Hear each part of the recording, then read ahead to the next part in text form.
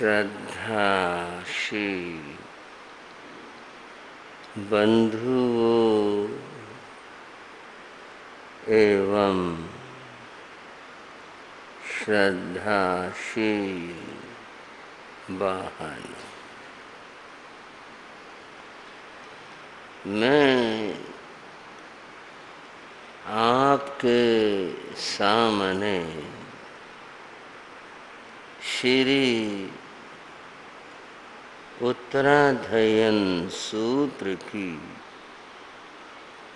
चर्चा कर रहा हूँ। श्री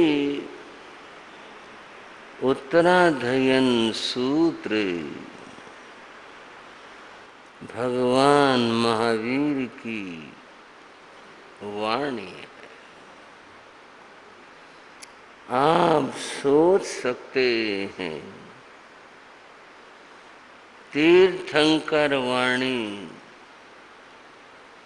कितनी महान और मंगल होती है।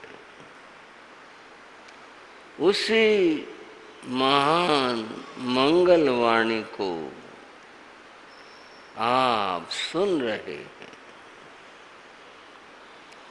हमने इस शास्त्र के 9 अध्यायों को पढ़ा सुना। 9वें अध्याय में एक बड़ा सुंदर संवाद है। संवाद यानी वार्ता, और वह संवाद है देवराज इंद्र और मिथिला के राजा नमिराज, जिन्होंने संन्यास लिया, साधु बने, उन दोनों की वार्ता। अब वो वार्ता हम रख चुके, कह चुके। अब तो कुछ आगे बात करेंगे। इस अध्याय का समापन इस रूप में होता है कि अंत में इंद्र समाधान प्राप्त करके संतुष्ट हुए। उन्होंने फिर मुनि की स्तुति की और अंतिम बात कही, आप यहाँ भी उत्तम हो, आप आगे भी उत्तम होंगे। ऐसी स्तुति करते हुए मुनि को वंदन नमन करके इंद्र लौट जाते हैं। मुनि अपनी आत्म समाधि में स्थित हुए और आत्मरमण करते हुए उन्होंने अपनी आत्मा का कल्याण किया। अब आगे की बात करें। 10वां जो अध्याय है, इस अध्याय का नाम है द्रुम पत्रक। इसका अर्थ है पेड़ का पत्ता। आप कहेंगे यहां क्या जिक्र आया पेड़ के पत्ते का? अध्याय का नाम है द्रुम पत्र, पेड़ का पत्ता। पेड़ का पत्ता, इस अध्याय का नाम इसलिए है कि पेड़ के पत्ते को उदाहरण बना करके और भगवान ने उपदेश दिया, संदेश दिया। वह उपदेश संदेश इस अध्याय में संकलित हुआ। वो पत्ता चूंकि यह उदाहरण बना है, इसलिए इस अध्याय का नाम द्रुम पत्राग अध्याय हुआ। इसका प्रारंभ कैसे होता है? दुम पत्ते पंडोयई जाहा, निवड्डई राई गणान अचय, एवं मुनियाण जीवियम समयम गोयम मापमाय। बंधुओं, थोड़ा सा भावलोक में चलेंगे। यहाँ जो बाहर है ये तो हमारे सामने है, हम देख रहे हैं। सभागार है, जन उपस्थिति है, संत बैठे हैं और चर्चा हो रही है। ये सब आपके सामने है। मैं आपसे कह रहा हूं, भावलोक में चलें, अंतर में चलें। संवत्सरण लगा है, भगवान भद्रासन के ऊपर विराजमान है। बहुत सारे संत बैठे हैं, बहुत सारे गृहस्थ श्रोता वे बैठे हुए हैं। इतनी शांति है जिसे आप कहते हैं पिन ड्रॉप साइलेंट। एक सुई भी गिरे तो आवाज सुनाई दे, इतनी इतनी शांति। भगवान कृपा कर रहे हैं। भगवान के सामने थोड़ी सी दूरी के ऊपर उनके ज्येष्ठ शिष्य इंद्रभूति गौतम बैठे हैं। सभी लोग इस मुद्रा में हाथ जोड़कर श्रद्धा के साथ प्रभु वाणी श्रवण कर रहे हैं। भगवान ने कहा, दुम पत्ते पंडु यही जहा। जैसे वृक्ष का पत्ता निवड्डई राई गणान अचय, दिन और रात्रियों के क्रमशः व्यतीत हो जाने पर पंडु यही पीला पड़ जाता है। पत्ते की कहानी बड़ी चिंतनीय है। एक समय होता है कि जब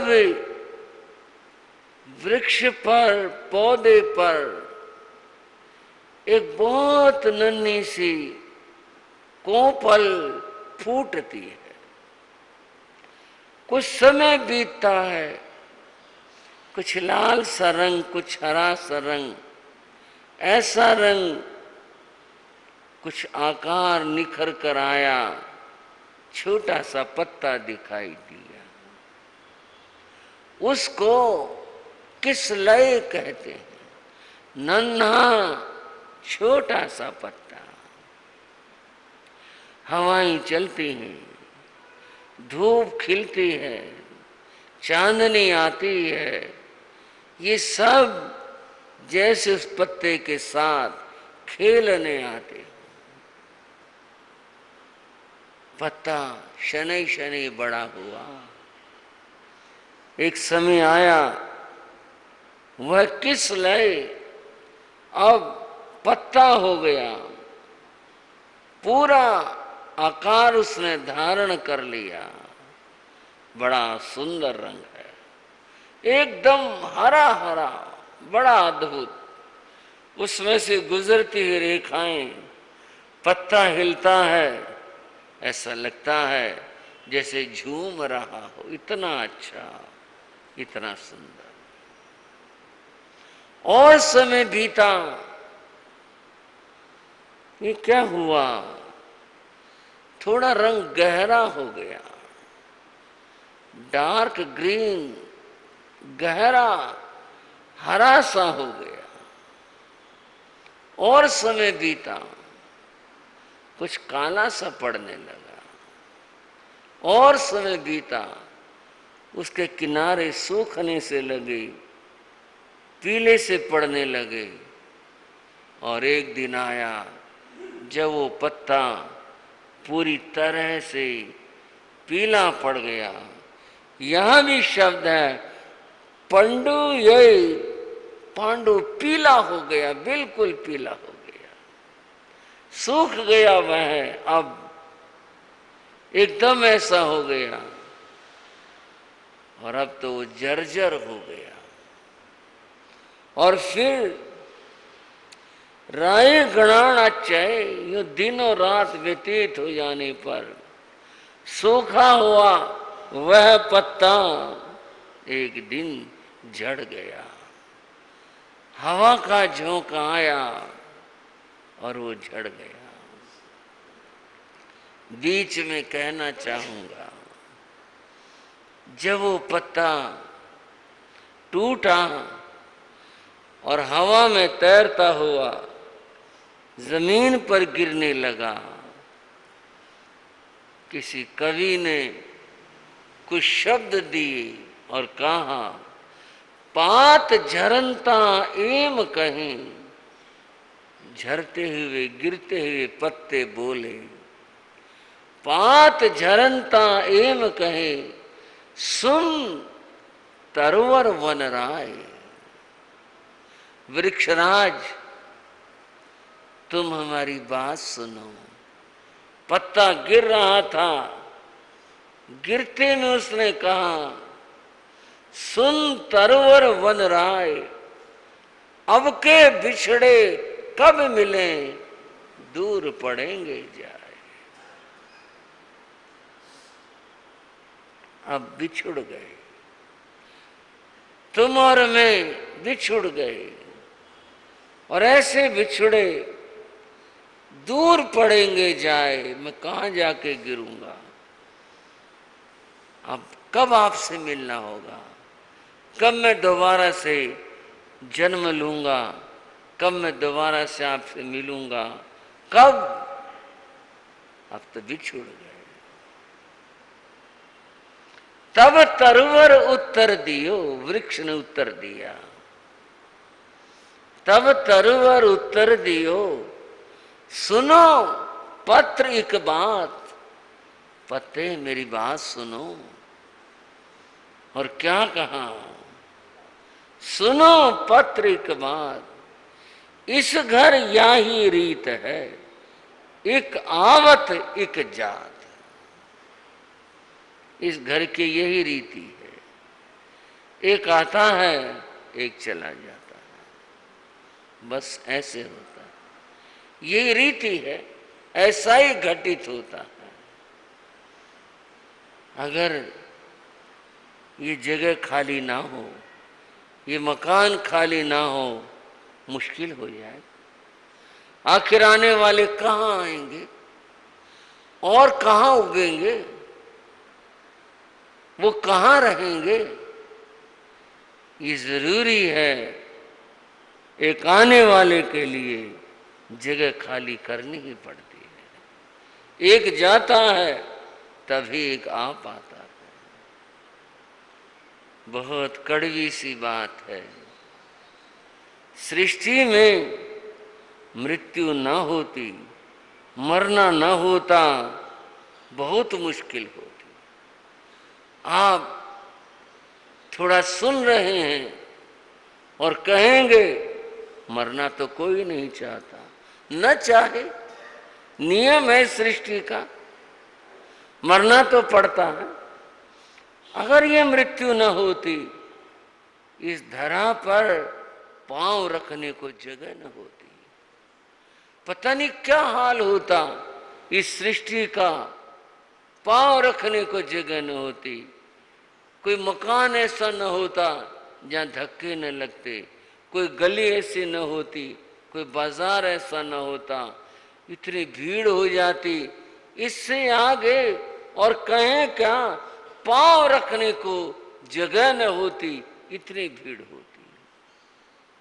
ये तो सृष्टि ने एक ऐसा नियम बनाया, प्रकृति ने नियम बनाया, एक आवत एक जात। ये जाने वाले अगर न जाते, सृष्टि की हालत बड़ी खराब होती, बहुत भयंकर होती। एवं मुनियान जीवियं, मनुष्य का जीवन भी ऐसा ही है। कैसा? जैसे कि उस पत्ते की बात बताई, एक आवत एक जात, यही है मनुष्य का जीवन। प्रभु ने आगे कहा, समयम गोयम मापमाय, गौतम समय मात्र भी प्रमाद मत करो। समय, प्रमाद और गौतम, तीन शब्द सामने।